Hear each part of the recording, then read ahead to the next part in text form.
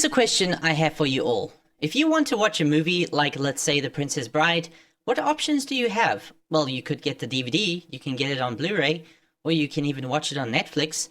Doesn't matter that this film is almost 30 years old, it's readily available on modern devices right now. But imagine if this movie didn't get a re-release, that the only copies available are the original VHS versions. Yeah, that would be dumb, wouldn't it? I mean, clearly there are people out there that want to keep watching this movie, even those that weren't alive during the film's original run at cinemas. But how would you feel if there was no interest in re-releasing it on Blu-ray or DVD, or even Netflix? That would just plain suck. But imagine if this really did happen. Well, guess what? This does happen. A lot. Not with movies, but with video games. Really, let me give you a few examples of this. Fighters Megamix, Alicia Dragoon, Bucky O'Hare, Panzer Dragoon Saga, Star Fox Adventures. I can go on, and there are tens of thousands others like them. Oh, and these aren't bad games, mind you. These are, in fact, some of the most critically acclaimed games that did not get a re-release. The only way you can play these games is if you have the original copy of the game with access to the original console that the game was designed for. It's just as bad as seeking out a VHS copy of Princess Bride with access to a working VCR. Actually, come to think of it, it's even worse than that. Back in the day, you only really needed VHS to have access to pretty much everything. With games, however, if you want to play, let's say, The Guardian Legend, you need an NES. But if you want to play Burning Rangers, you can't use an NES. You'll need a Sega Saturn. And if you want to play Castlevania Bloodlines, you need a Mega Drive or Genesis. What a pain. So what's the deal? Why don't people re-release these games on modern consoles or even PC? That's annoying to have to collect a bunch of these old systems, not to mention when you buy a copy of an old game from eBay or flea markets or retro game stores, none of that money goes to the publishers. Don't they want the money? Don't they want us to buy their games on modern systems and have the money go directly to them? I mean, after all, it's free money. Just re-release it. You don't have to build a new game, right? Right? Well, actually, it's a little more complicated than that. You see, when it comes to movies and TV shows, the video footage itself is the only thing that needs to be converted. It's cheap and easy to do. A game, however, needs to be heavily modified in order for it to be compatible on modern hardware. There are two things you need in order to make this happen. One, you need programmers that understand the hardware that they're porting the game to, and two, these same programmers need access to the source code of said game. What is a source code, you may ask? Well, let's give an analogy here. Let's say that the programmer is like a cook. If the cook wants to bake a very specific type of cake, he needs to follow the recipe exactly.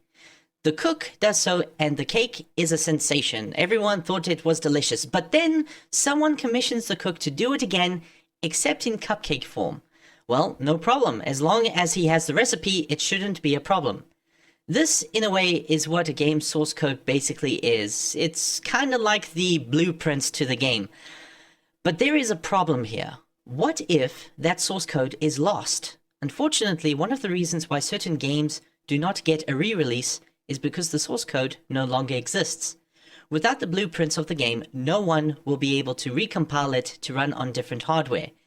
Just like how not having the recipe prevents the cook from baking cupcakes that have that exact same taste and texture as that wonderful cake. Trying to reverse engineer an already compiled game would be far more time consuming and expensive that may produce poor results.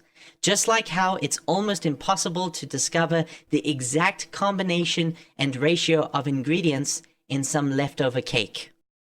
Some people might think, surely the source code is stored somewhere safe, right? I mean, just like the film industry, where they preserve copies of films in a vault somewhere, don't games get the same treatment? Well, yes, a lot of companies still keep their source codes in a safe place. But not all games are this lucky. Take Panzer Dragoon Saga for an example. Sega, unfortunately, has lost the source code to this game. Yeah, Sega lost the source code to one of their best Sega Saturn titles. Now, this isn't unique in film. Hollywood has also lost many original reels of film. However, if you can get your hands on any copy of the film, whether it be from some random theater that still had one, then you can simply make copies of that, convert it digitally and mass produce it again. With games, you can't do that. No matter how many copies of Panzer Dragoon Saga there is out there, it is currently impossible for there to be a re-release on modern systems. Unfortunately, believe it or not, there are still mountains of games that do not get a re-release regardless of this. Even with the source code in your possession, you'd still need a team of people to port the game over to a modern console, and not just do it once, but do it again for each system you want to release it on. That takes time and money, and that's just for one game. As a result, only the really popular games get a re-release because it guarantees that the costs will be made back with good sales. But an obscure game that hardly anyone has heard of, you might actually end up losing money due to lack of interest or knowledge of that game, even if it's considered to be entertaining and well made. So basically, a game will most likely not get a re-release if it's obscure, regardless of its quality. This is a huge problem. Games are art, and money is preventing this art from reaching those that appreciate it. Surely there's a way. There has to be a solution to this problem. I mean, come on, nobody can be okay with this. If movies had the same problem, many people would rectify this immediately, right? I mean, this is why we have so much infrastructure in place to preserve these old films. So why isn't this happening with games? I'll tell you. Most of the people in charge of companies that owns these games simply do not care. They do not see the value in preserving an old game that is supposedly profitless and outdated. But you know, that reminds me of something. Again, I'm going to use the film industry as an example. It is estimated that 50% of all motion pictures prior to 1950, as well as 90% of all silent films ever made, do not exist anymore. Literally, they are lost forever. Why? Well, because executives of these old film companies didn't treat their films as art, like how we treat the medium now, but they saw their films as just a product. And when that product was no longer profitable, they, in a very real sense, purged their archives to make storage room for future films. This is happening to games right now. The CEOs, the presidents, and the board of directors that are head of these companies that owns these intellectual properties are usually not gamers themselves. Because of this, many of them do not see the importance of preserving these games because they only see them as products, not as a work of art. Granted, not all game companies are like this, but some of them are. Now, going back to film, the medium has been around long enough for it to become an integral part of our culture to the point where people now, particularly film enthusiasts, mourn the destruction of so many works of art in early 20th century history. This is why we now have so many means of preserving films, because it is now treated as something more than just a profitable product. But is a similar tragedy going to happen to old games before society finally decides to treat the art of gaming as art? Well, fortunately, there is a way of preserving games that was not possible for film in the early 20th century. The first major advantage that games have is in the fact that they've always relied on digital technology. This means that the games can remain perfectly preserved for many years to come. For instance, if you have a copy of Pitfall for the Atari 2600 along with a functioning Atari 2600, you will actually be able to play the game exactly the way it played back in 1982. Little bits of the game doesn't degrade over time, assuming that the cartridge is still in working condition, whereas film degrades over time due to its non-digital nature. The second advantage that games have is the internet. Because games are digital right from the start, they can be preserved online, which is possibly the best place to store something like this. Not to mention, thanks to social media and info websites, we can also prevent games like this from falling into complete obscurity. And finally, probably the biggest advantage that retro games have is emulation. Think about this for a sec. If it's too much work to port the thousands upon thousands of games that have ever existed, then why should we? Maybe we should instead try to create emulators for the few dozen or so gaming systems that ever existed. Now, emulation tends to have a bad rap for being an easy way to pirate a lot of games, but emulation in of itself isn't wrong. Rather, copying a game illegally is. However, there are tons of games out there that are abandoned, that have and will never see a commercial re-release ever again. I think the development team for the multiple arcade machine emulator put it best when they said, emulation can be used to preserve games that would otherwise disappear forever once the hardware they run on stops working. Another misconception about emulation is that you cannot perfectly recreate that environment that the game needs in order to run properly, which of course results in graphical glitches, inaccurate speeds, and sometimes can lead to the game to not respond at all. But the concept of emulation isn't to blame here. Rather, how well built that emulator is what determines how accurately the game runs.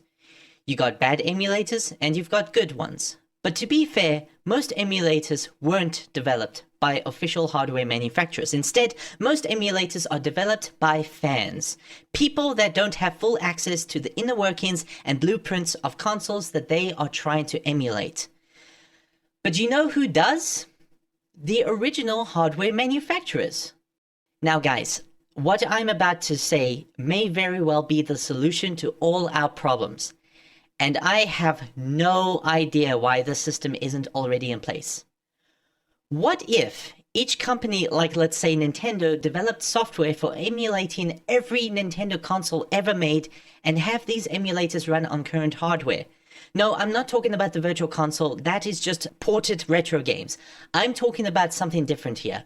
What if every NES game, every SNES game, every N64 game, every GameCube game, etc. could be purchased and downloaded to run on the appropriate emulator? I mean, let's say you wanted to play Bionic Commando. You could connect to Nintendo service, purchase the ROM, download it and play it on a Nintendo console using an emulator. Because this is a Capcom game, part of the revenue can go to Capcom, with the rest going to Nintendo. You know, like with normal games. No porting and no physical distribution required. Oh, but it doesn't stop there. Sega no longer manufactures their own hardware, so Nintendo could also have emulators for pretty much all Sega consoles from the SG-1000 all the way to the Sega Dreamcast. Sony and Microsoft can do the same thing. The PS4 can have all PS1 and PS2 games for download. Microsoft can have Xbox and Xbox 360 games for download as well. Not to mention, all of these consoles can have access to not just the entire Sega console library, but also Atari, TurboGrafx-60, Neo Geo, CPS 1 and 2. The list goes on and on. Why isn't this happening? Oh, and don't tell me it's because emulators are not accurate enough. Fan-made emulators are not always accurate. Official emulators, however, take for instance the PS1 emulator on the PlayStation 2, had great results. Companies like Sega, Nintendo, and Microsoft should have access to the design of their hardware from the past, which gives them the ability to make emulators that work perfectly without flaws. Now, even if there were some games that don't work quite right in one of these emulators, that's not a big problem. You just don't need to sell that one game until the issue is resolved. What's important is that at least most games will finally come out of the dock after all these years to be played by a new generation of gamers. Now, with the exception of rival exclusives, you know, like how there won't be Nintendo games on the Sony console, why can't we have the majority of all games ever made on one system? Just like how you only need one DVD player for watching pretty much any movie or TV series ever made. Again, why isn't this happening? Is it because no one has thought of it? I mean, it can't be because third-party companies don't want to sell their old games. If Sega can develop an emulator for each of their systems and get them to work on machines like the PS4, Xbox One, Wii U, or whatever the heck comes after that, they will never need to port games over to other systems ever again. This will save them so much money, and people will make money on games that don't need to be ported, remade, reverse engineered, or whatever. I don't see a downside to this. This is the Netflix of gaming.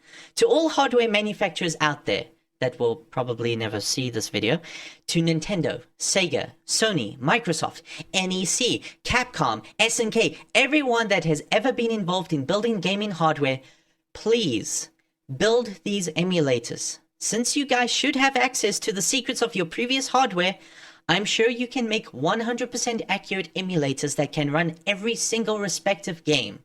I mean, come on, even big movie companies make an effort to allow for everything to be available to the consumer because you can still make money on this stuff.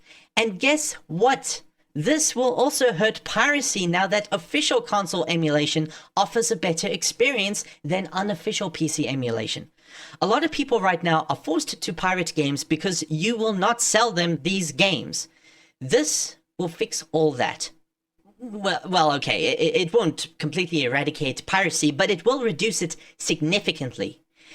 Now, I understand that getting last-gen stuff to work on current-gen consoles like emulating a PS3 is probably not possible with PS4 hardware, but that's okay because, you know, people can still get their hands on the working PS3 console. Now, I'm talking about preservation of games that were designed for machines that no longer work or are no longer being sold anymore.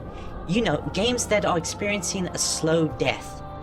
If you guys won't preserve and share these games with us, then the gaming community will do it for you. You cannot stop that from happening. Except, you will not see a dime.